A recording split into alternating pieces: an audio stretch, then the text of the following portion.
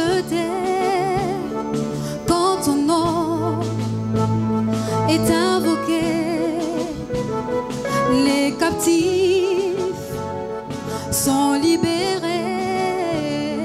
Quand ton nom est invoqué, plus de crainte ni de peur. Quand ton nom est invoqué, l'ennemi devra s'enfuir. Quand ton nom est invoqué, les rachetés sont libérés. Quand ton nom est invoqué, les captifs sont libérés. Quand ton nom est invoqué, plus de peur ni de crainte. Quand ton nom est invoqué, l'ennemi devra s'enfuir. Quand ton nom est invoqué, Jésus, digne est l'agneau sacrifié pour le monde, le Fils de Dieu et de l'homme, tu es saint et élevé. La terre entière louera ton grand nom, ton grand nom. Jésus, digne est l'agneau sacrifié pour le monde, Fils de Dieu et de l'homme, tu es saint et élevé. La terre entière louera ton grand nom, ton grand nom. ton grand nom.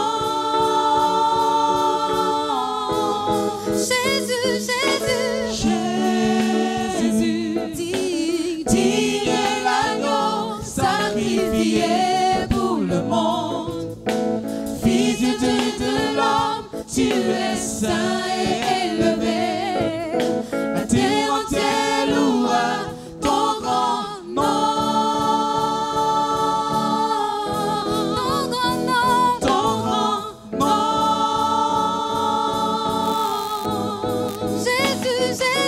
Jésus, Digne est l'agneau sacrifié pour le monde, Fils de Dieu et de l'homme, tu es saint et élevé. La terre entière louera ton grand nom, ton grand nom. Jésus, Jésus, tu es digne est l'agneau sacrifié pour le monde, Fils de Dieu et de l'homme, tu es saint et élevé. La terre entière louera ton grand nom, ton grand nom, ton grand nom, ton grand nom, ton grand nom, ton grand nom, ton grand nom, ton grand nom, ton grand nom.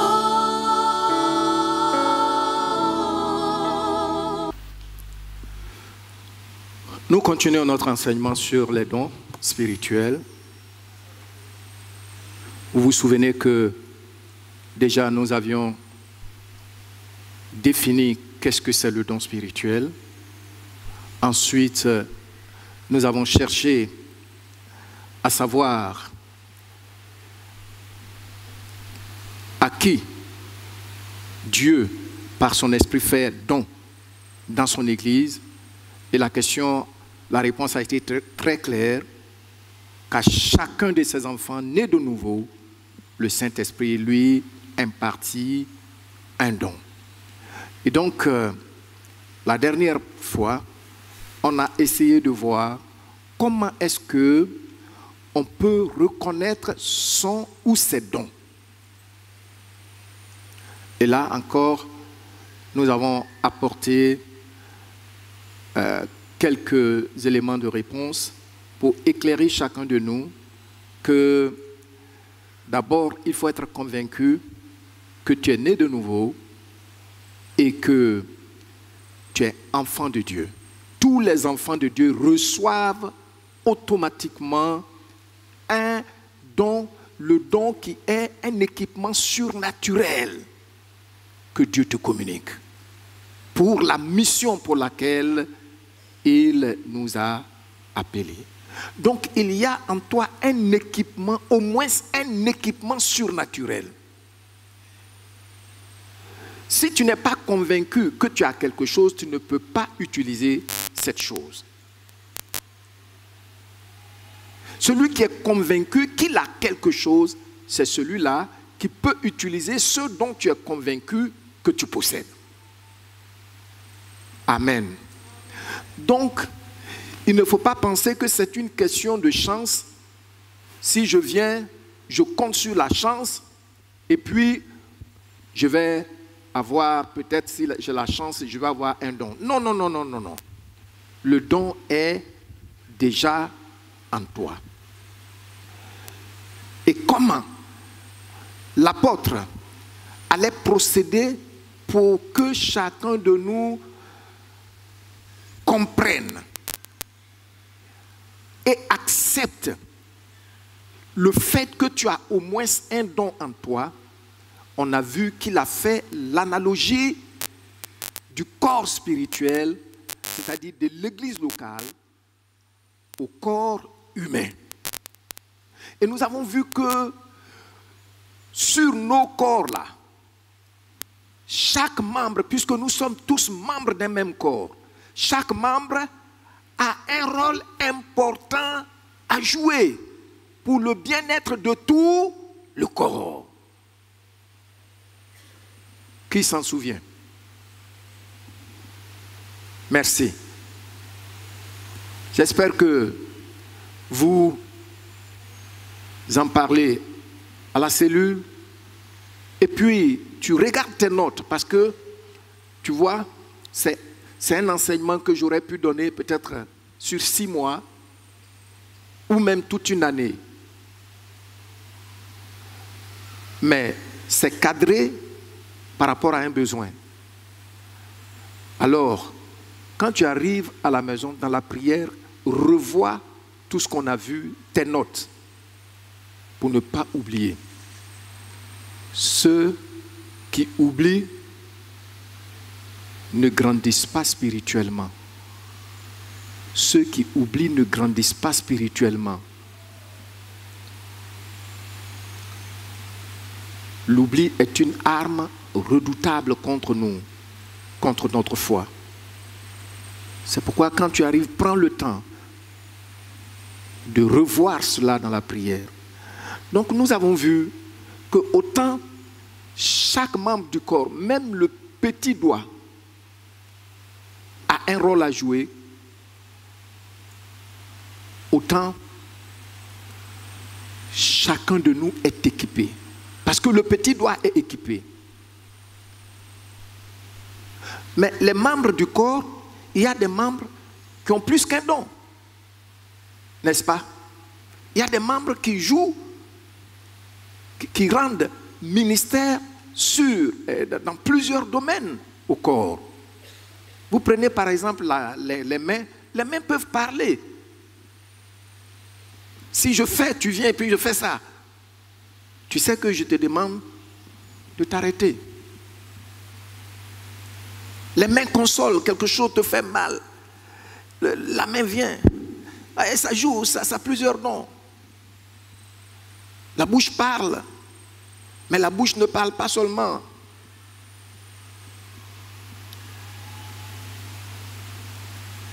La bouche aussi sait que tout ce qui doit entrer dans ton estomac, elle doit prendre le temps de bien mâcher ça pour que ton estomac à son tour puisse le digérer. Vous voyez? Donc, Paul nous dit, si sur le corps, même le membre le plus petit a un don, c'est pareil dans le corps spirituel du Seigneur. Souvent, je vous dis, l'ennemi, il est puissant par le mensonge. Tu es là, il va te dire, non, tu n'as rien. Est-ce que tu chasses des démons même? C'est les pasteurs qui chassent des démons là. Toi, tu n'as rien. Pourtant, ce n'est pas vrai. On a vu le document. Combien de dons? Aujourd'hui, comme je l'ai déjà annoncé, nous allons continuer aujourd'hui et peut-être dimanche prochain si le Seigneur le permet. Alors, nous allons lire 1 Corinthiens chapitre 12. On va partir du 27 au 31. Vous êtes le corps de Christ et vous êtes ses membres, chacun pour sa part. Vous voyez, chacun. Donc vous voyez que sur le corps, chaque membre a sa part. Les pieds ont leur part. La bouche a sa part. Les yeux a sa part. Donc toi aussi, membre du corps de Jésus-Christ, tu as ta part. Dis, j'ai ma part. Encore? Encore? Merci. Et nous continuons. Et Dieu a établi dans l'Église, premièrement des apôtres, secondement des prophètes, troisièmement des docteurs, ensuite ceux qui ont le don des miracles, puis ceux qui ont les dons de guérir, de secourir, de gouverner, de parler diverses langues. Nous continuons. Maintenant, tous sont-ils apôtres? Tous sont-ils prophètes? Tous sont-ils docteurs? Tous ont-ils le don des miracles? Tous ont-ils le don des guérisons? Tous parlent-ils en langue? Tous interprètent-ils? Le 31.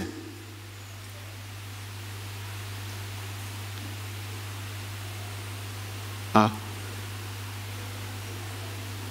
C'est 30. D'accord. Le 31, il dit aspirez aux dons les meilleurs. Et je vais encore vous montrer une voie par excellence. Et aspirer aux dons les meilleurs. Donc aujourd'hui, nous voyons pourquoi la Bible nous demande qu'on aspire aux dons les meilleurs. Pourquoi? Qu'est-ce que nous allons voir aujourd'hui? Pourquoi la Bible demande qu'on aspire aux dons les meilleurs? Et nous allons voir la semaine prochaine la suite. Mais aujourd'hui, on comprend déjà qu'il y a des dons meilleurs. Est-ce que ça veut dire que les autres sont de qualité inférieure? Pas du tout. Parce que toute grâce excellente et tout don parfait viennent d'en haut, du Père des Lumières. Et donc, avant qu'on ne comprenne cet ordre aujourd'hui, sachons d'abord que, sous l'inspiration de l'Esprit, Paul nous donne cet ordre-là à cause de ce qui prévalait, de la tendance qui prévalait dans l'église de Corinthe.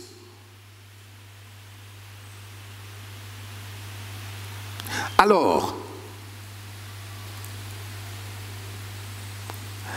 avant que nous ne voyions qu'est-ce que c'est aspirer aux dons les meilleurs, pourquoi Paul, il nous conseille ou même donne l'ordre d'aspirer aux dons les meilleurs, nous allons voir que l'apôtre Paul, il a considéré d'abord l'ensemble de tous les textes où il a parlé des dons. Tu vois? Et quand nous lisons,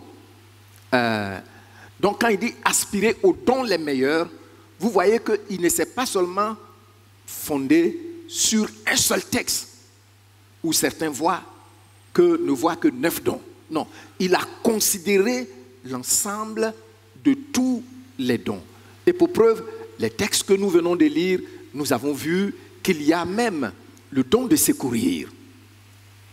Il dit dans le verset, du verset 27 au verset 30, « Vous êtes le corps de Christ et vous êtes ses membres, chacun pour sa part. Et Dieu a établi, premièrement, dans l'église des apôtres, ainsi de suite. » Nous venons de le lire. En considérant donc tout cet ensemble de textes dans ces épîtres, l'apôtre, comme je venais de le dire, nous fait un résumé ici. Et dans son résumé, nous voyons toute une méthodologie participative. C'est-à-dire, le texte que nous avons lu, vous allez voir que ça comporte 3 parties. La première partie, il cherche à nous convaincre, je dis bien à nous convaincre, parce qu'il donne des preuves irréfutables pour qu'on comprenne et qu'on accepte. C'est ça la conviction.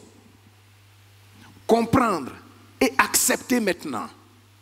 Donc il nous dit que, écoutez, tout comme le corps physique, dans le corps physique chacun a sa part, de même dans le corps de Christ, dans l'église locale, chacun aussi a sa part, c'est-à-dire ses dons. Deuxièmement, il procède à cette méthodologie participative, aux questions pour que nous-mêmes, nous puissions participer à la compréhension de ce qu'il dit. On puisse, afin de s'en approprier. C'est-à-dire, si vous voyez que ce qu'on oublie généralement, c'est ce qui n'a pas d'intérêt pour nous. On oublie facilement ce qui n'a pas d'intérêt pour nous. Mais quand quelque chose a un intérêt pour moi, je ne l'oublie pas. Alors Paul, pour créer l'intérêt, pour que nous puissions nous approprier de la conviction personnelle que j'ai des dons, et je dois maintenant les activer pour servir le Seigneur, pour servir son corps avec, il procède par une série de questions dont le but est de te faire participer à la réponse qu'il attendait. Amen. Alors, donc c'est ça la deuxième des choses. Et puis la troisième des choses, maintenant, nous voyons que Paul nous encourage. Et donc, regardons un peu le premier point que j'ai cité. Vous êtes le corps de Christ. Ici, il dit, point n'est donc besoin de considérer est-ce que j'ai un don ou bien j'ai pas de don. Autant le corps physique est là, autant le corps spirituel aussi est là. Les privilèges que Dieu a donnés originellement au corps physique, c'est les mêmes privilèges qu'il a donnés au corps spirituel. Donc, c'est le premier point sur lequel il nous éclaire. Par conséquent, que le ministère que je rende soit spectaculaire ou pas, je sais que j'ai un don. Et on a déjà vu que le but du don, c'est pourquoi? L'utilité commune. Donc ce que j'ai participe à l'utilité commune, même si personne ne me voit, même si personne ne m'acclame, même si personne ne vient me dire merci, mais je sais que ça participe au bien-être de tout le corps. Paul dit, c'est le plus important. Amen. Et c'est pourquoi quand vous lisez la suite, si vous lisez tout le texte, vous allez voir, il dit que les membres qui sont les plus faibles sont les plus honorés. Hein? Voilà. Et on voit, quand on va manger ce que nous voulons bien, mais combien de temps ou pour combien de temps la nourriture peut être conservée dans l'estomac? Aussitôt la nourriture est descendue dans l'estomac, aussitôt l'estomac commence le processus de transformation. Et puis l'estomac prend ce qui peut aller dans ton sang, qui peut t'aider, et puis ce qui ne peut pas t'aider là, va évacuer ça. Mais regardez là où ça passe là. Qui voit ça? Qui voit ça? On sait que chacun a ça dans son corps. Mais on ne voit pas ça. Hein? Mais regardez comment on prend soin de ça. Au village avant, quand les mamans, après la récolte de maïs, ont séché et puis doivent piler, vous voyez les bois sur les épis. Elles ne jetaient pas. C'était pourquoi? C'était pour aller dans le lieu secret bien nettoyé là-bas. C'est rugueux. Je sais que ça blesse. Maintenant, quelqu'un s'est assis, il a réfléchi jusqu'à quelque part, il dit bon, ça là, prendre les trucs durs comme ça, c'est pas bon, même si c'est des feuilles. Il a fabriqué papier hygiénique. Et puis, quelque temps après, quelqu'un il dit non, on a besoin de papier très doux. Vous voyez qu'il y a différentes qualités de papier hygiénique, non? Il y a des papiers hygiéniques, tu touches là, c'est doux. Mais c'est pour où? Le membre qui est caché là. On prend soin de lui. Pourquoi? Parce qu'il est utile. Amen. Amen. Tu portes pantalon ou jolie robe. Mais quand le ventre a fini son travail, il appelle ce membre-là. Il dit, bon, c'est à toi maintenant de me rendre libre. Et puis tu cours, ton bras va tout enlever. Il dit, libère-moi. Et puis tu te plains jamais, hein, tu le libères. Et puis maintenant, lui, il libère tout. Et puis tout le corps est à l'aise. Mais on ne le voit pas. On ne le voit pas. C'est comme ça spirituellement. Si vous comprenez ça, vous pouvez respecter le don que Dieu vous a donné. Amen.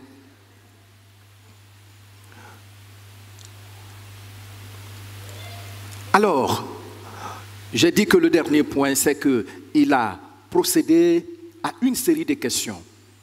Et nous allons voir maintenant cette série de questions dont le but est de nous amener à comprendre et à accepter, c'est-à-dire nous convaincre, qu'effectivement j'ai un don. Il y a des gens qui pensent que pour avoir un don, il faut des manifestations spectaculaires.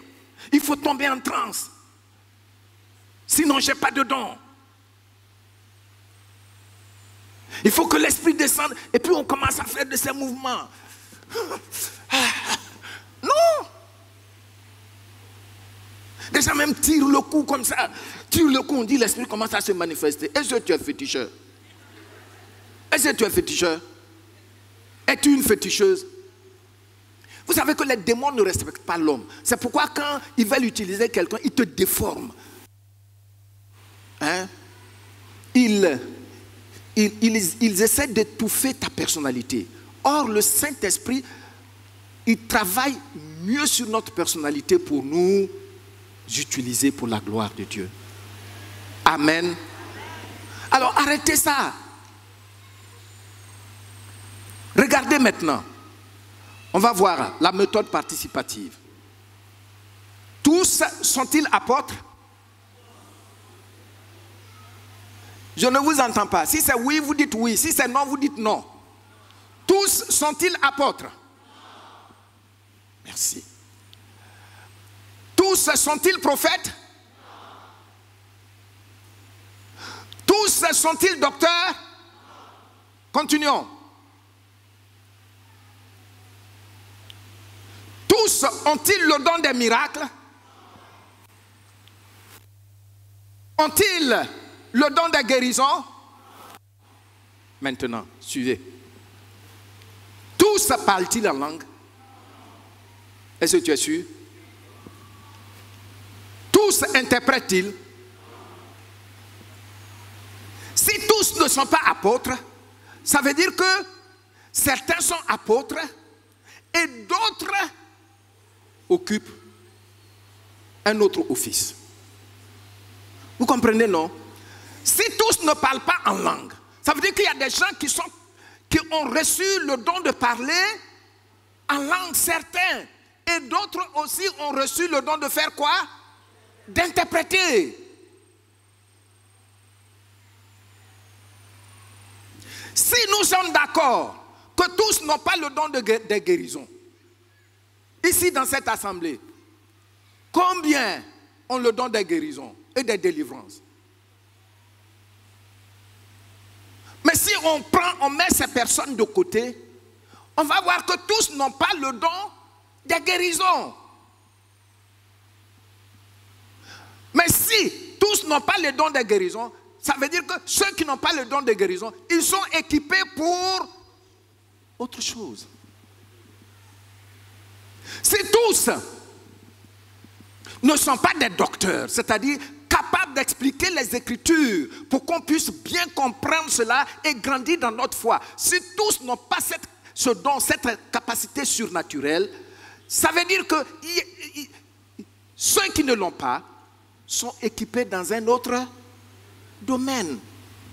C'est ce qu'il nous explique, c'est ce que vous devez comprendre.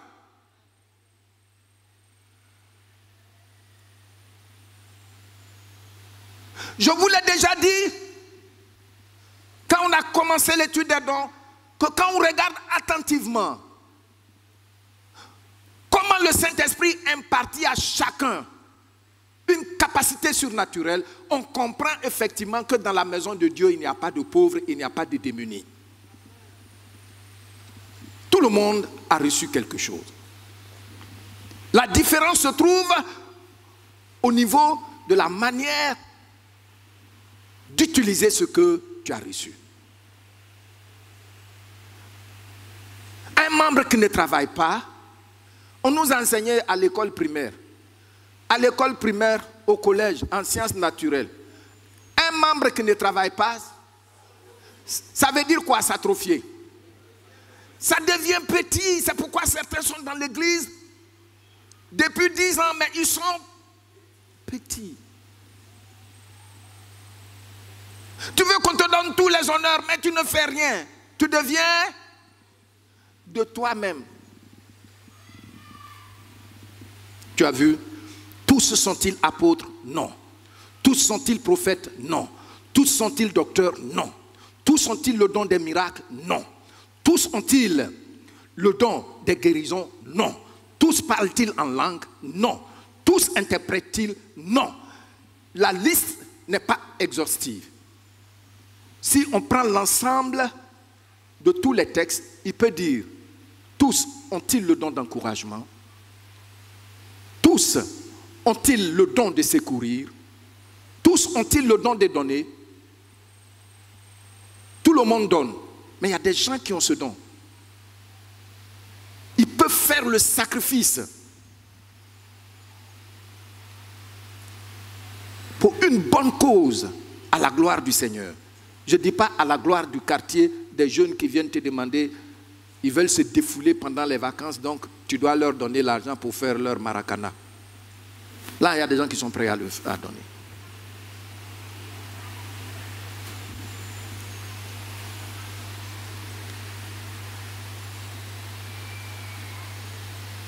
J'ai un ami qui me disait qu'il était allé à une conférence aux États-Unis, une conférence de Campus pour Christ. Vous savez que Campus pour Christ, c'est des gens qui ont compris, ils ont le fardeau de l'évangélisation dans un domaine bien précis, dans le milieu estudiantin. Et cela, et par rapport à ce besoin, il y a des gens qui donnent pour que on puisse atteindre les étudiants. Et cet ami disait qu'il y a quelqu'un qui a rendu témoignage, il dit qu'il avait le fardeau de donner. Il a commencé à donner un certain montant, progressivement, il augmentait. Et cette année-là, l'année qui suivait la conférence, il a dit au Seigneur, je te donne $1 million. Et puis, il est parti. Il dit au début c'était difficile. Mais un temps après, le Seigneur l'a aidé à honorer son engagement. $1 million pour des gens que tu ne connais pas. Tout simplement parce que tu as le fardeau de l'œuvre du Seigneur sur ton cœur, le fardeau du salut comment on appelle ça, des étudiants.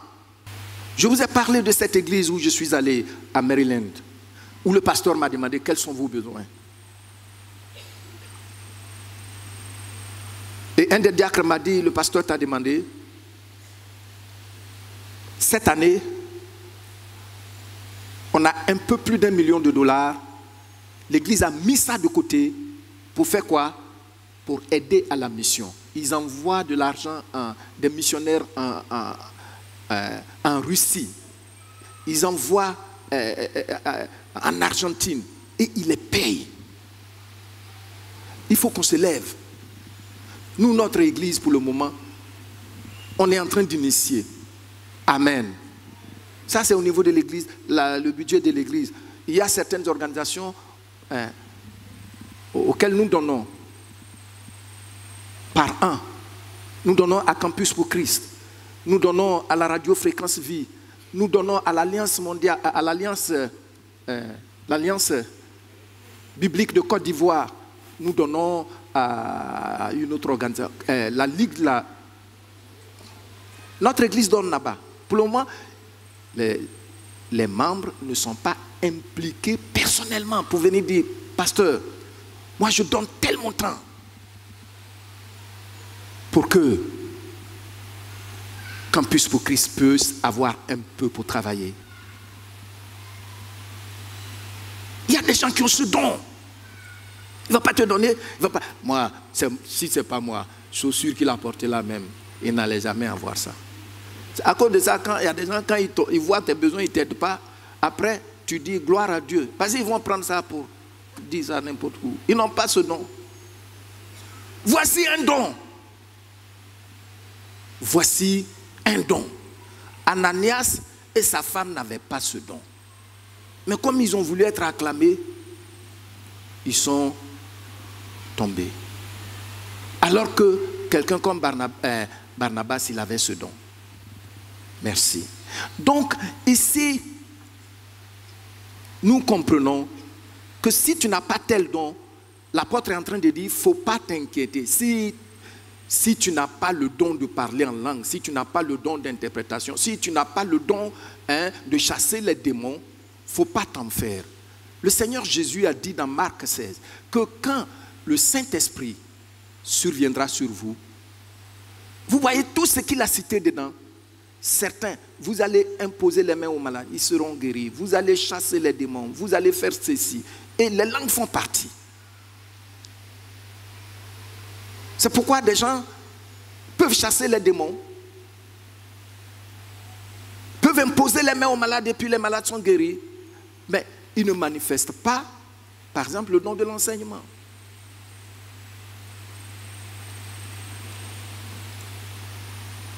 Maintenant, nous passons à notre grande question. Aspirer aux dons les meilleurs.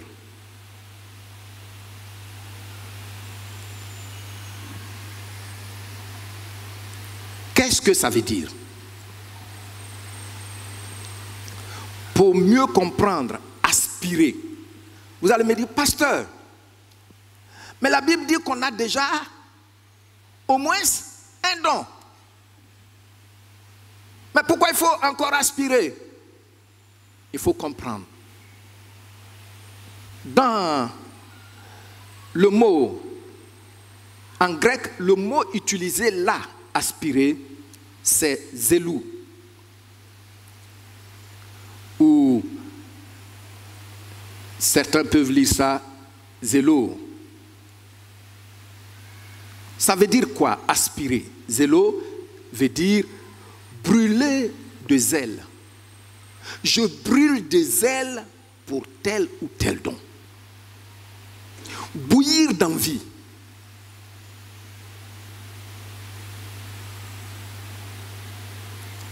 Et il dit, dans son sens clair, aspirer aux dons les meilleurs, c'est être zélé dans la poursuite du bien. Donc, aspirer aux dons les meilleurs, c'est quoi? Être zélé dans la poursuite. Lisez ça, 1 et 2.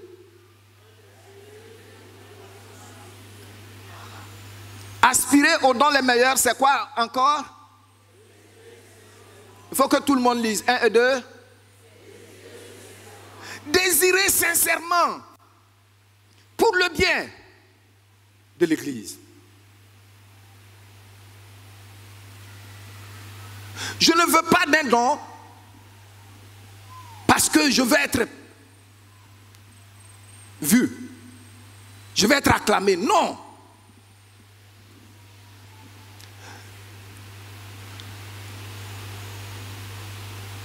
Il dit quoi?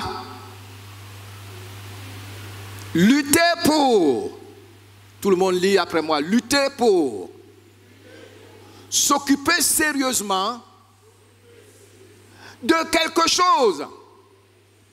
Donc ici vous pouvez souligner être zélé dans la poursuite. Combien de fois tu poursuis cela dans le secret, dans la prière, dans le jeûne, dans la sanctification, dans une vie d'obéissance? C'est tout ça qui constitue l'action de poursuivre. C'est tout ça qui constitue l'action de désirer sincèrement.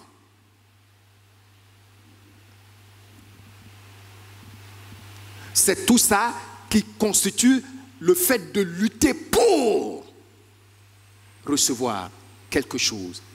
S'occuper sérieusement de quelque chose. Je veux prophétiser. Combien de fois dans ton intimité prends-tu le temps de lire la parole? Parce que plus la parole demeure en toi, plus la prophétie se développe dans ta vie. Il ne faut pas qu'on va prêcher À la sortie même, tu as oublié. Et puis après, venir me dire que tu es prophétesse. Ah non. Ah non. Même si tu tires le cou comme le cou de girafe, je ne te croirai pas.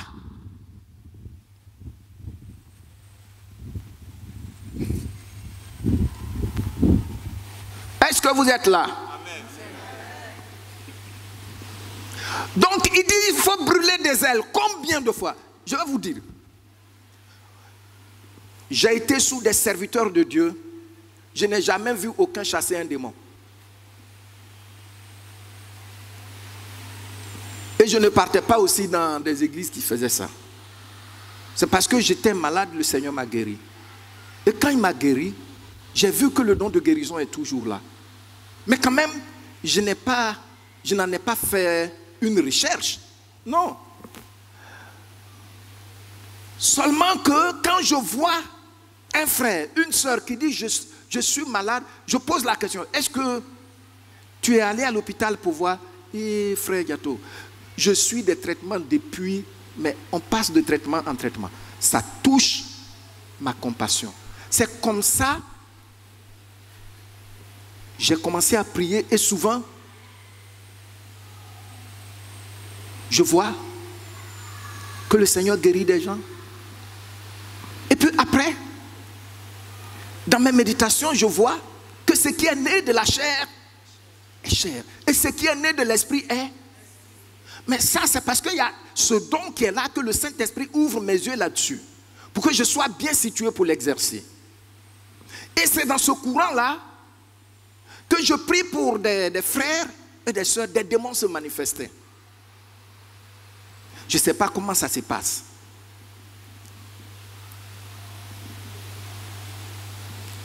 J'appelle mon pasteur un jour, il est venu, il a regardé, il dit c'est des démons.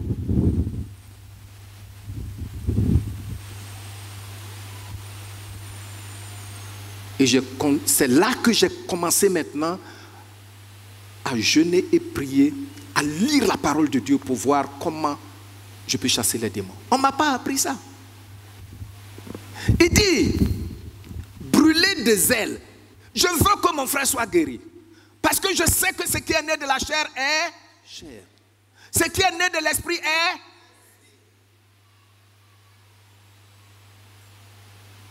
Donc si tu vas à l'hôpital, aujourd'hui c'est l'épaule. Demain, le médecin il fait traitement là jusqu'à... Demain, quand tu te sens un peu bien ici, ça vient dans le poignet. Et puis c'est quelle maladie qui se promène comme ça, qui mange tout ton argent? C'est ça la Bible appelle l'infirmité. Et donc, il faut le chasser. Compassion. Compassion. Vous voyez, être zélé dans la poursuite du bien. Amen.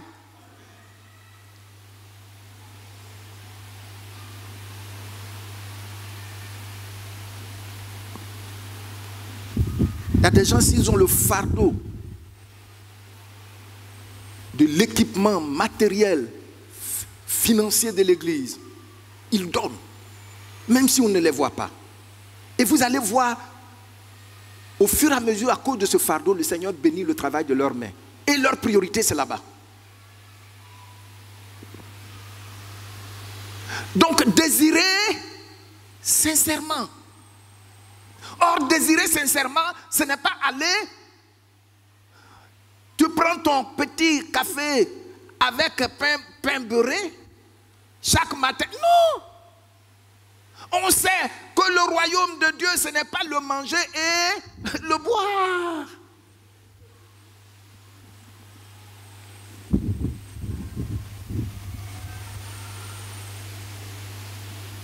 Jusqu'à quel moment tu peux te convaincre toi-même devant Dieu que je désire cela? Je vous ai déjà dit ici souvent, pour monter dans ma voiture, c'est difficile. Alors tu vois les gens, il faut payer pour moi. Si tu le fais une fois, deux fois, tu ne le fais plus, ils sont fâchés. Je vais ailleurs. Il faut partir.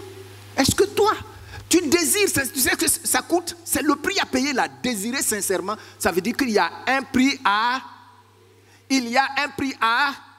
s'occuper sérieusement.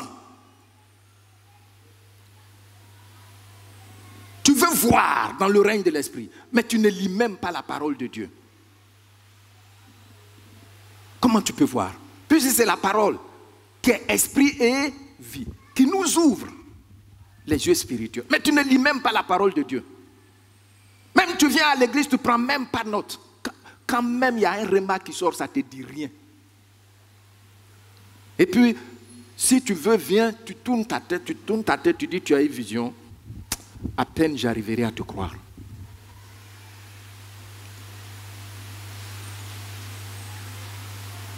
Mais bien-aimé, voici ce que ça veut dire aspirer.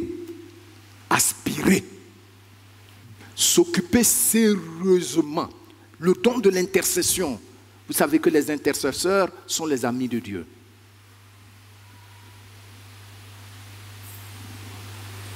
Tu ne peux même pas prier 10 minutes pour toi-même. Mais comment tu peux intercéder? Donc, voici ce que ça veut dire aspirer. Il y a un autre mot qui est très proche de ça, c'est le mot ergomaïe. C'est un peu proche de cela. Il signifie s'étendre dans le but de toucher ou atteindre quelque chose. Donc c'est un désir. Tu vois?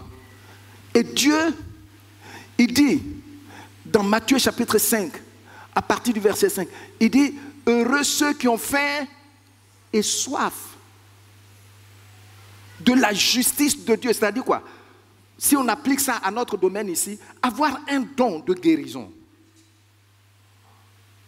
Pour être au service du corps. Si tu as faim et soif, c'est la justice devant Dieu. Devant Dieu, c'est juste compris pour quelqu'un que l'ennemi veut tourmenter, ruiner, pour qu'il obtienne sa guérison. Amen. Donc quand on parle de la justice de Dieu, il y a des gens qui pensent que c'est quand nous allons mourir, et puis nous irons au ciel, et puis là-bas maintenant, Dieu va sortir son registre, sa caméra, et puis il commence à montrer, et puis après, maintenant il dit, je vais te punir dans le feu. Non, la justice de Dieu, c'est premièrement le fait que ce que Dieu voit que c'est normal, c'est bon, se manifeste ici. Amen. Être guéri fait partie de la justice de Dieu. Je dis quoi? C'est pourquoi Jésus-Christ, il a été déchiqueté dans son corps. Amen. Donc si tu en fais sérieusement, ardemment, tu désires ardemment cela, tu payes le prix, tu vas voir. Peut-être que pour les mamans, vous allez voir que ça va se manifester. Tu pries pour l'enfant qui a le rhume. Et puis, en un rien de temps, il commence à jouer maintenant. On dirait qu'il est guéri. Hein? Et puis après, il est rétabli. Amen.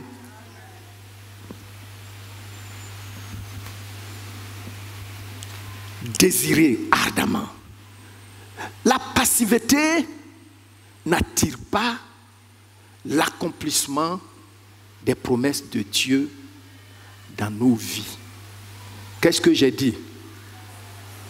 La passivité, tu es passif. De toute façon, s'il a dit ça, ça va se passer. S'il m'a donné ça, ça va se passer. Non. Si toi-même tu vois que ce fardeau est sur ton cœur, tu peux aspirer à cela.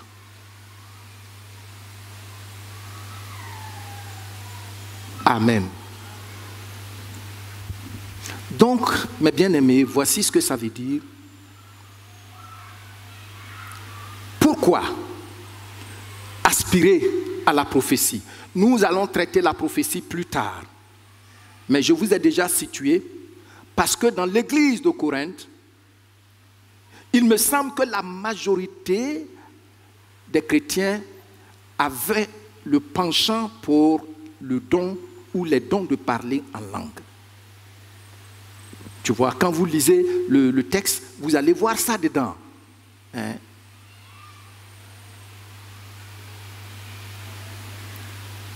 Pour la plupart, sinon, pour ne pas dire pour tous, le don, le signe de dire que je suis vraiment spirituel. Donc, aspirer aux dons les meilleurs, Paul donne cet ordre par rapport au penchant exagéré des chrétiens de Corinthe. Tout le monde veut parler en langue. Alors il pose la question, tous parlent-ils en langue? Tous interprètent-ils?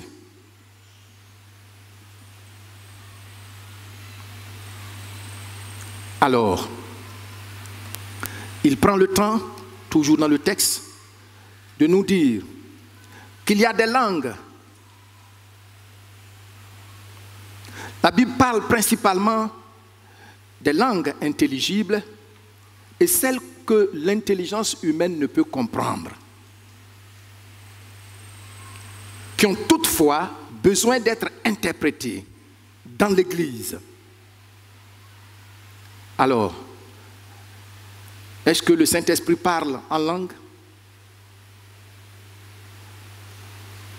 Vous allez vous empresser de me dire oui, on a vu ça dans la Bible. Est-ce qu'il parle toujours en langue?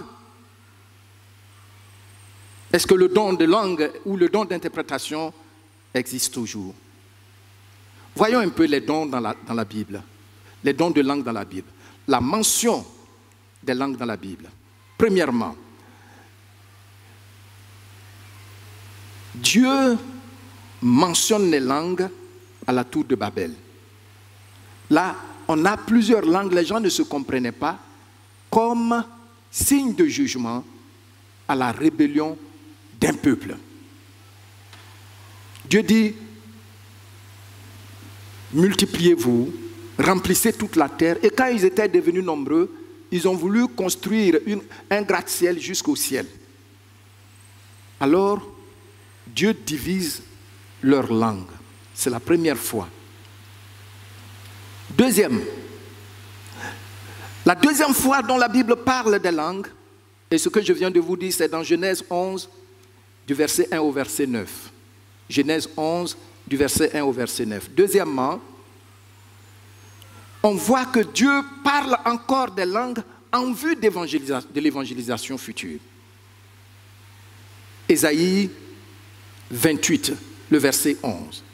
Eh bien, c'est par des hommes aux langues, aux lèvres balbutiantes et au langage barbare que l'Éternel parlera à ce peuple. C'est Ésaïe qui a donné cette prophétie dans Ésaïe 11. C'est la deuxième fois, Ésaïe 28, 11. Et puis la troisième fois, c'était à la Pentecôte comme une confirmation de ce que Ésaïe avait déjà annoncé dans Acte 2. Le Saint-Esprit vient pour communiquer les merveilles de Dieu dans nos propres langues. La Pentecôte, comme le dit Dr Bediakon dans son livre intitulé Jesus in Africa, il dit que la Pentecôte est venue pour dire qu'aucune culture n'est supérieure à une autre, aucune langue n'est supérieure à une autre. Parce que ce jour-là, toutes les nations qui étaient là, le Saint-Esprit a parlé dans leur langue au travers des disciples. Et les ressortissants de ces nations ont entendu les bienfaits de Dieu. Amen. Alors souvent, on entend les gens dire dialecte. Qu'est-ce qui est dialecte? Moi, ma langue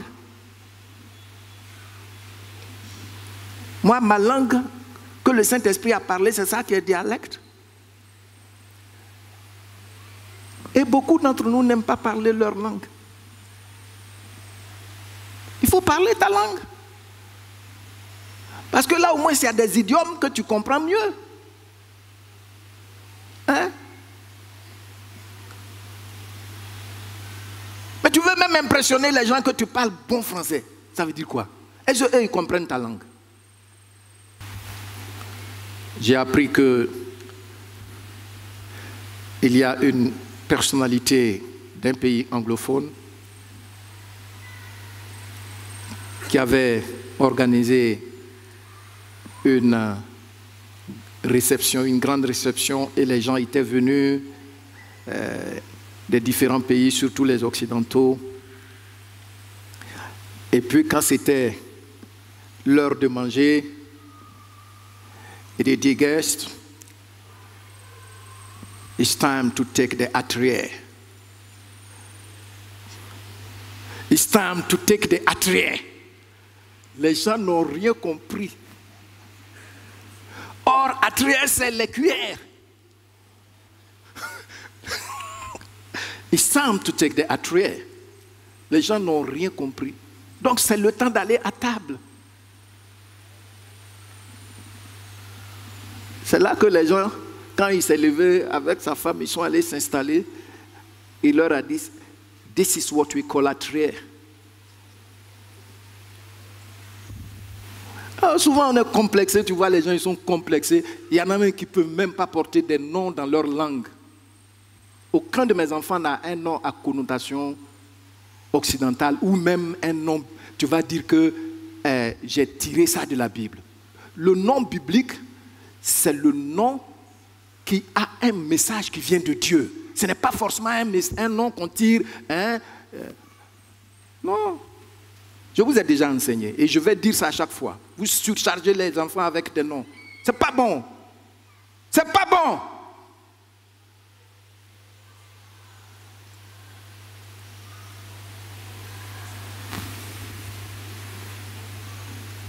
Pourquoi ne pas donner à ton enfant assez? Américain là, il va bien prononcer ça. Dis merci à Dieu. Hein? Assez. Oui, comment c'est doux. On va se lever Mitterrand. Ça veut dire quoi? Come on.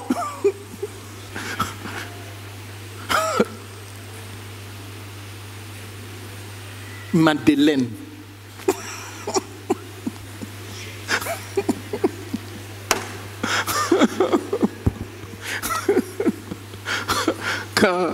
Quand ma fille devait aller à l'université, bon, comme elle est mineure, je devais faire une autorisation parentale pour l'ambassade et puis bon, les choses comme ça.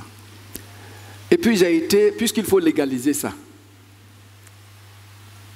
c'est quand j'ai été là-bas, à la mairie,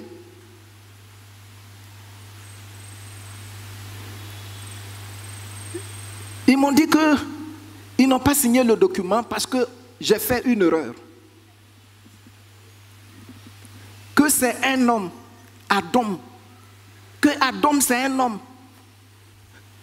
Donc, et puis j'ai dit non. Le papier que j'ai déposé pour le registre, c'est une femme. Vous savez, à Cocodila, on est allé dans une salle. Ils ont là-bas les registres là, compilés comme ça jusqu'en haut. Ils ont tiré jusqu'à ce qu'ils trouvent le registre. Et puis quand ils ont ouvert, ils ont trouvé que c'était une femme. Ils ont dit, mais tu n'as pas non. C'est gênant même. Adam, ça veut dire grâce. La grâce de Dieu. Jeannette, si tu veux en français. Ah, on est là. Come on. Et puis ils m'ont dit, bon, il faut t'asseoir, on va faire. Et puis ils ont signé, ils m'ont remis ça.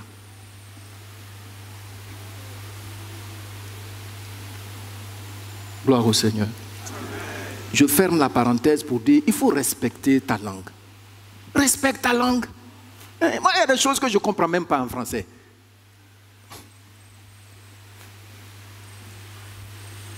On dit, il est méchant, il est méchant. Est-ce que tu comprends ce que ça veut dire?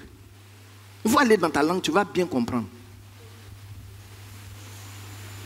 Il est bon, il est bon. Qu'est-ce que tu comprends? He's good, he's good, he's good. Qu'est-ce que tu comprends dedans? Tu ne comprends rien dedans. Va dans ta langue, tu vas comprendre ce que ça veut dire. Amen. Alors, tu sais, l'Église donne une connaissance holistique. C'est pourquoi je fais ces bifurcations souvent. Donc,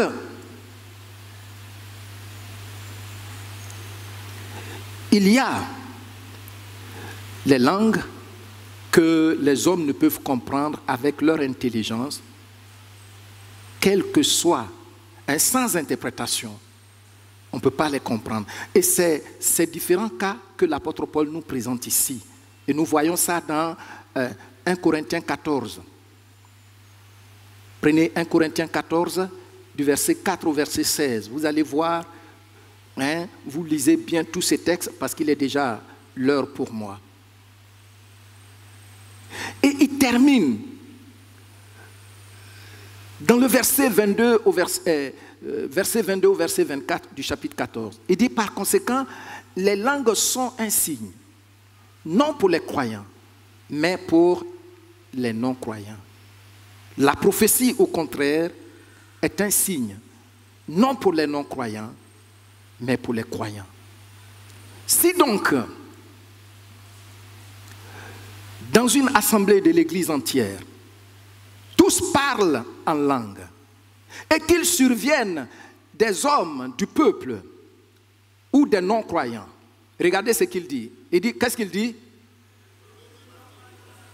Que vous êtes fous. Donc c'est à cause de cette exagération, l'apôtre dit, je vais vous montrer les dons les meilleurs auxquels vous devez aspirer, pour lesquels vous devez avoir un ardent désir, c'est-à-dire payer le prix. C'est pourquoi il a dit ça. Amen. Voilà. Mais en le disant, il ne dit pas que les langues sont mauvaises. Et surtout dans le cas de l'église de Corinthe, ce n'était pas des langues humaines. C'est ce qu'on appelle la glossolalie.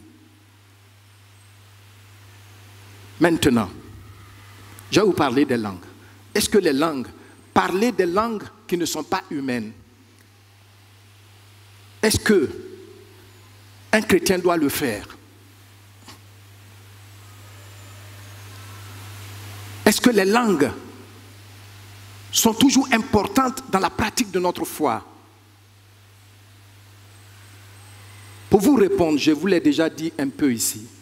Écoutez mon histoire. Avant d'avoir connu le Seigneur Jésus,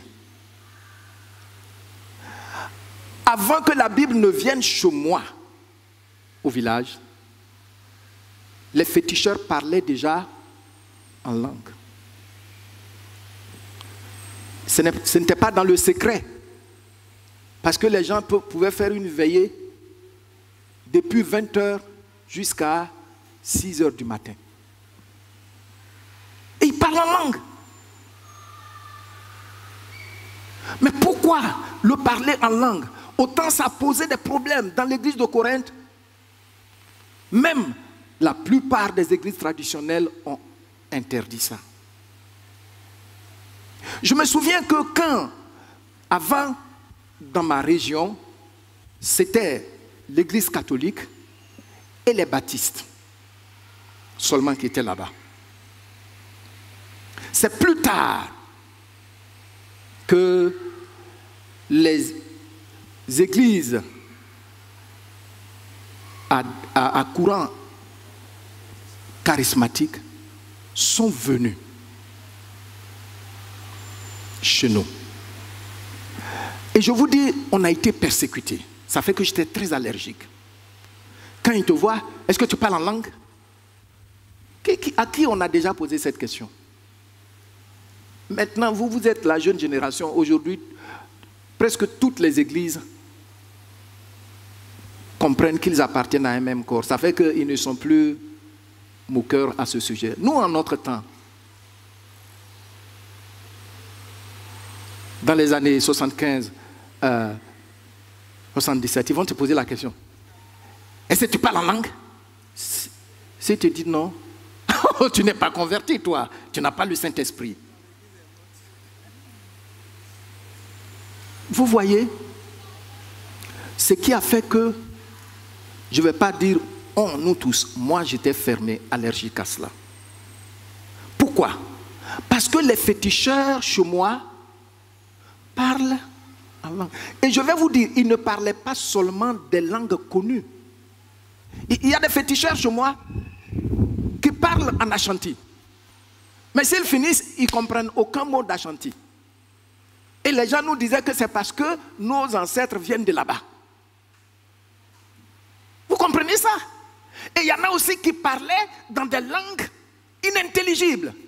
Et ça fait que toujours il y a un interprète. Oui, qu'on appelle Tiamé. Quand tu entendais, maintenant là, bon, les églises, par la grâce de Dieu, ont gagné beaucoup de gens. Sinon, quand tu entends chez nous, Tiamé, ça veut dire c'est celui qui est capable d'interpréter ce que l'esprit dit au travers du féticheur. Donc ça, ce n'est pas des choses que j'ai apprises par la Bible. Alors, moi j'ai rencontré Jésus. Il a transformé ma vie. Mais si tu viens me dire que parce que je ne fais pas comme les féticheurs le font, alors je n'ai pas le Saint-Esprit, je n'ai rien à voir avec ça. Et plus tard au collège, avec les scandales qu'on voyait, oh, là même. Et je pense que c'est ça qui a éteint beaucoup, c'est ça qui a donné à beaucoup de ces charismatiques-là de se réviser. Et pourtant, le parler en langue est réel. Parce que l'existence du vrai, c'est l'existence du vrai qui justifie la photocopie. Vous entendez ce que je vous dis? Maintenant, j'ai organisé ici un séminaire avec les anciens, les diacres, les membres du conseil, parce qu'on voulait un réveil dans notre église.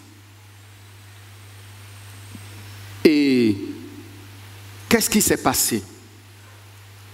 On a jeûné. Chaque soir, on était là. Et puis, seulement le conseil. Et on est allé, on a fini, on a paru une veillée. Je vais à la maison. Je pense que je vous l'ai déjà dit plusieurs fois. Je vais à la maison fatigué. J'étais étendu dans le divan. Surtout que ça faisait plusieurs jours que je n'ai pas mangé. Je n'étais pas marié, donc bon. Quand je jeûne, il n'y a personne qui, à partir de quelques jours, commence à m'étalonner. Hein? Vous savez, c'est quand tu vas manger. C'est quoi tu veux manger même? Bon, déjà. Mais quand même, c'est bon, c'est un garde-fou. Et donc, j'étais couché dans le divan. Au moment où le sommeil a failli me prendre, une puissance est descendue sur moi. J'ai saisi le divan parce que c'était tellement fort. Et puis j'ai commencé à prier dans une autre langue. Un moment, je me suis arrêté. J'ai dit, mais tiens, mais je suis baptiste. Mais tenez-vous bien. Je suis enfant de Dieu avant d'être baptiste. Et je ne jeûnais pas, je ne priais pas pour chercher à parler en langue. Pas du tout, c'était classé. Mais vous voyez, je voulais un réveil dans ma vie.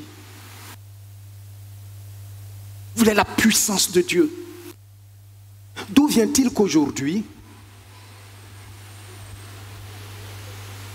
on organise des séances pour apprendre à parler en langue? Alors que des gens qui étaient hermétiquement fermés pour ça, recherchant la puissance de Dieu, le Saint-Esprit est descendu sur eux. Ça veut dire que ça y est à ta portée, à toi aussi.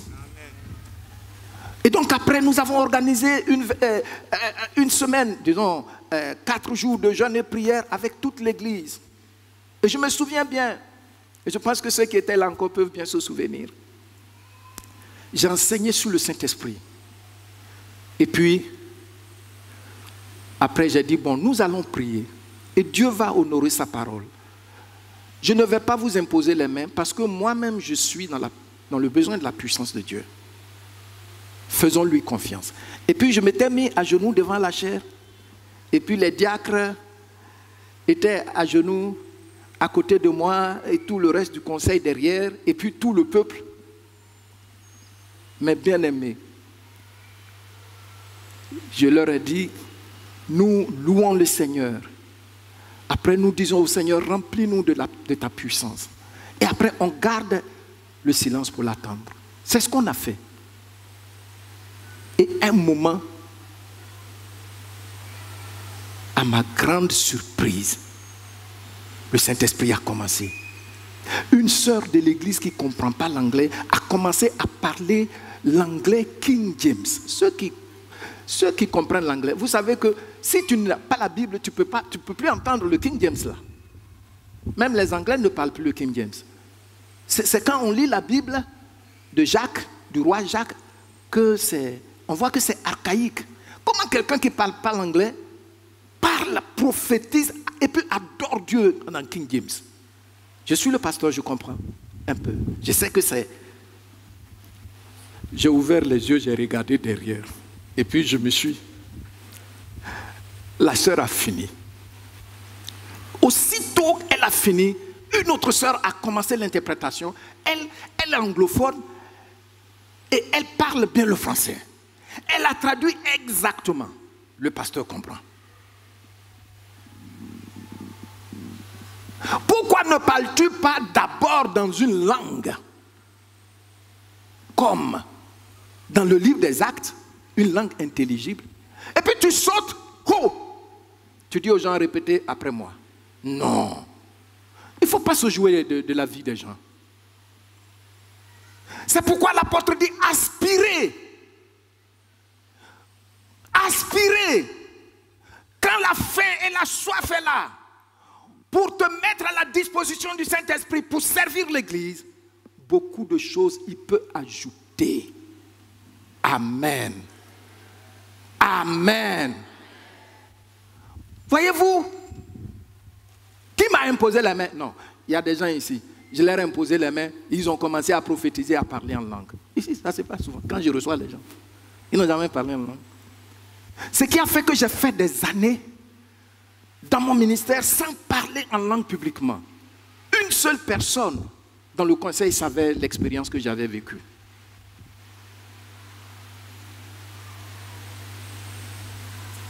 Mais bien aimé, comme tu recherches l'argent, comme tu recherches la nourriture, si tu prends aussi ce désir pour rechercher la manifestation de la puissance de Dieu dans ta vie, Dieu va certainement t'exaucer. Amen. Amen. Et il m'arrive souvent quand je dors, si tu es à côté de moi, tu vas penser que je ne dors pas. Le Saint-Esprit peut prier longuement. Et c'est là que souvent j'ai eu des visions avec précision. Que ce soit sur l'église, que ce soit des personnes de façon très précise. Tu vois? Mais on ne m'a pas enseigné ça, on ne m'a pas enseigné ça.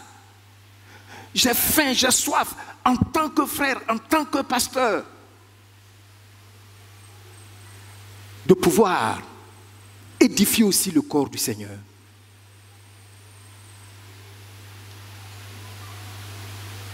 Amen. Donc, je voudrais vous dire, les langues sont toujours belles et bien là. Même le Saint-Esprit, comme je l'ai dit tout à l'heure, je l'ai vu ici, il peut parler, il peut te faire parler une langue connue, une langue que quelqu'un comprend, que tu n'as jamais apprise. Et j'ai entendu ça une fois. C'était notre pasteur missionnaire, un Américain, Jimmy Aldridge, qui a été choqué par un événement.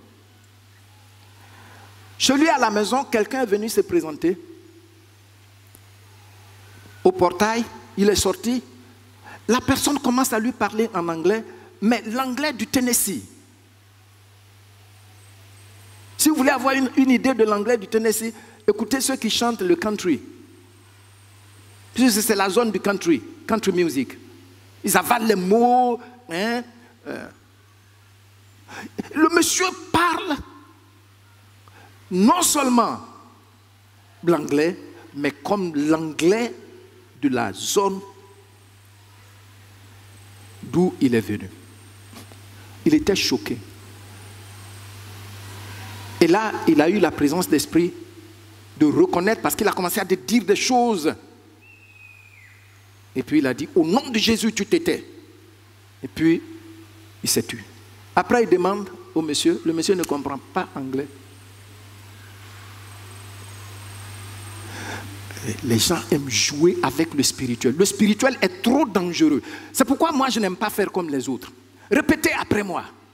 Ce que je dis, vous le dites. J'organise une séance. Si tu ne parles pas dans cette langue-là, je ne vais pas te donner des responsabilités. Non, la vie chrétienne est trop sérieuse. Donc les gens viennent. Ils disent tout ce qu'ils disent. Dis du n'importe quoi. Dis du n'importe quoi. Pourquoi dire du n'importe quoi? Est-ce que le jour où le Saint-Esprit est descendu, les gens ont dit du n'importe quoi? Est-ce que les gens ont dit du n'importe quoi? Non, on ne dit pas du n'importe quoi quand quelqu'un désire ardemment.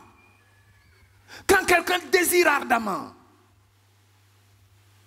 l'Esprit de Dieu se manifeste librement. Amen. Combien de fois prends-tu le temps de montrer à Dieu que tu es convaincu, tu as faim et soif qu'il t'utilise? Combien de fois?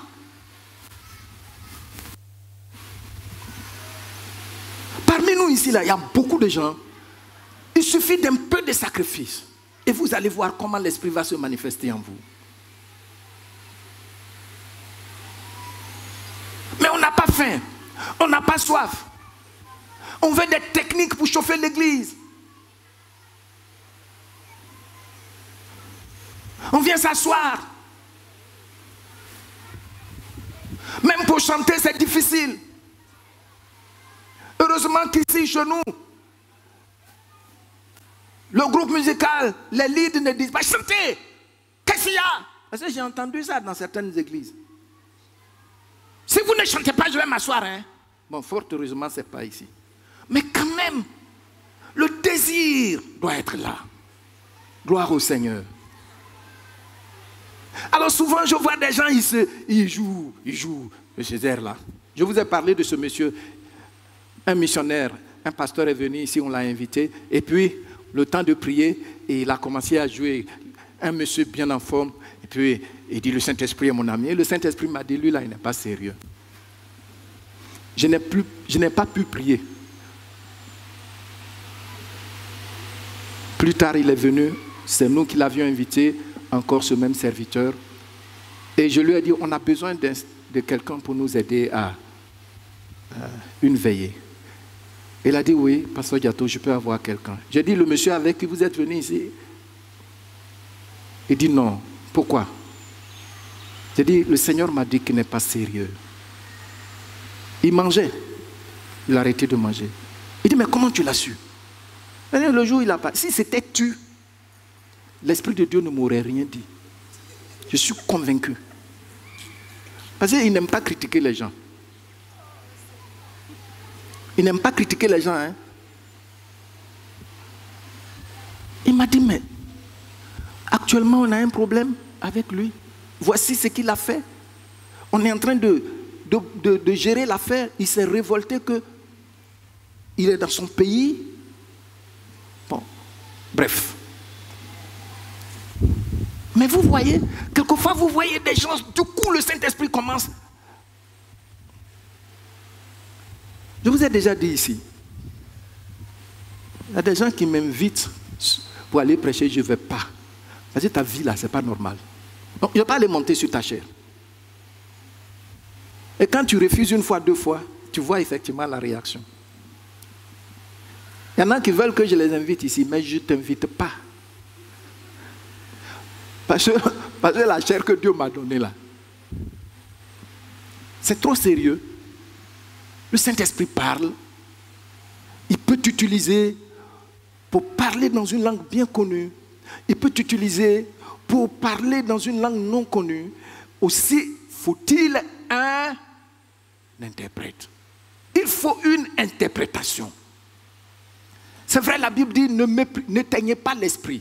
Il y a des gens qui disent, pourquoi on dit de ne pas parler en langue? On éteint l'esprit, on éteint l'esprit. Tu peux parler chez toi. Si tu as parlé une fois, deux fois, personne n'a interprété. Mais il faut savoir que c'est un moyen de prière et puis tu fais ça chez toi tout seul.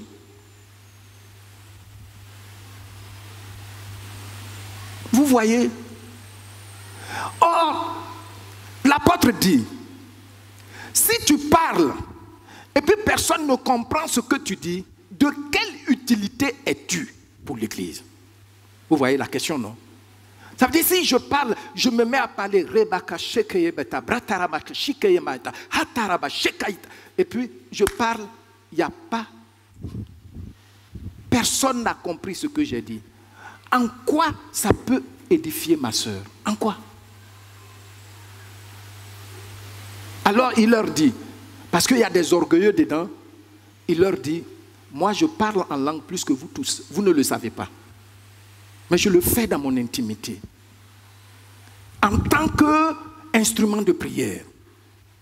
Maintenant, quand je suis avec vous, j'aime mieux dire, ne serait-ce que 2 ou 3 phrases, que de dire des choses dans une langue que vous ne comprenez pas et pour laquelle il n'y a point d'interprète. Voici, bien-aimés, la position, la compréhension de votre pasteur et la compréhension de notre Église. C'est pourquoi on ne peut pas entrer ici et puis, où tu entres dans une assemblée, tu commences à semer le désordre et puis tu ne veux pas qu'on parle. Alors que ce que tu fais, tu n'as aucune idée de cela. Hein?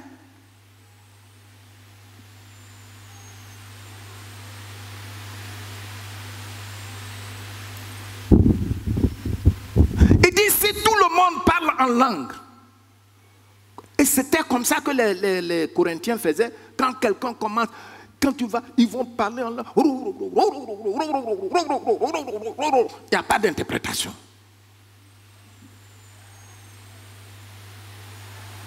Il dit, mais si vous faites comme ça là, et puis quelqu'un entre parmi vous, qu'est-ce qu'il va dire? Qu'est-ce qu'il va dire? Vous êtes fous. Mais si vous prophétisez, on aura l'occasion de voir la prophétie. Et puis quelqu'un entre parmi vous. Il voulait se suicider. Et puis Dieu parle. Ne te suicide pas. Ça s'est passé déjà ici. Ne te suicide pas. J'ai un plan pour toi. La personne saura que Dieu lui a parlé. Et elle va se repentir. Amen. C'est pourquoi il dit... Il parle de la prophétie. Et on aura l'occasion de parler de la prophétie la semaine prochaine. Mais bien aimés, voici donc la compréhension. Aspirer aux dons les meilleurs. Pourquoi? Les dons de langue existent-ils toujours? Et je vous dis que j'ai des auteurs.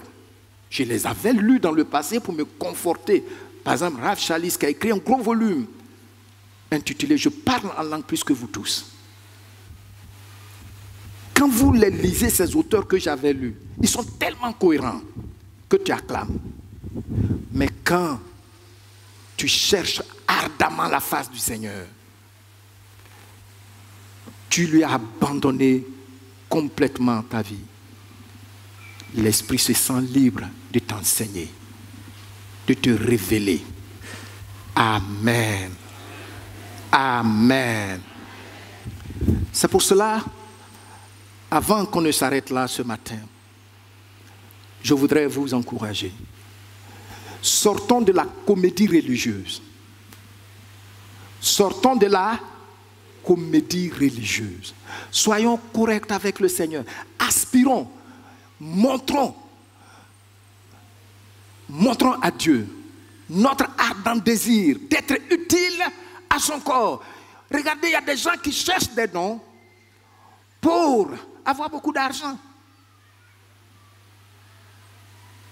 Vous voyez ça aujourd'hui sur tout le marché de Côte d'Ivoire. Je veux voir. Donc quand tu viens, je dis ce matin, là où je suis dans ta chambre. Ton drap est rayé au rôle blanc-vert. Hi, papa! Et puis après, bon, si tu veux que je dise le reste, ce que je vois, tu dois payer tel montant. Ou tu passes spécialement. Et vous voyez, c'est un réseau. Tu vas aller voir le protocole d'abord. Le protocole va te conduire à un autre niveau. Et c'est protocole, hein. Et puis, à un niveau maintenant, on te dit c'est tellement sérieux que tu dois donner tel montant. Si on n'a pas dit ça dans le public, puis tu dis bon, on dit c'est urgent. Tu vas aller chercher venir.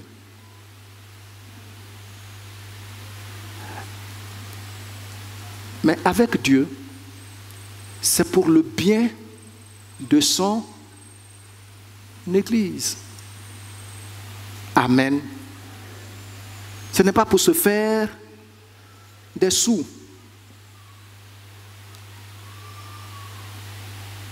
Ce matin, je termine en vous disant que je vais vous encourager.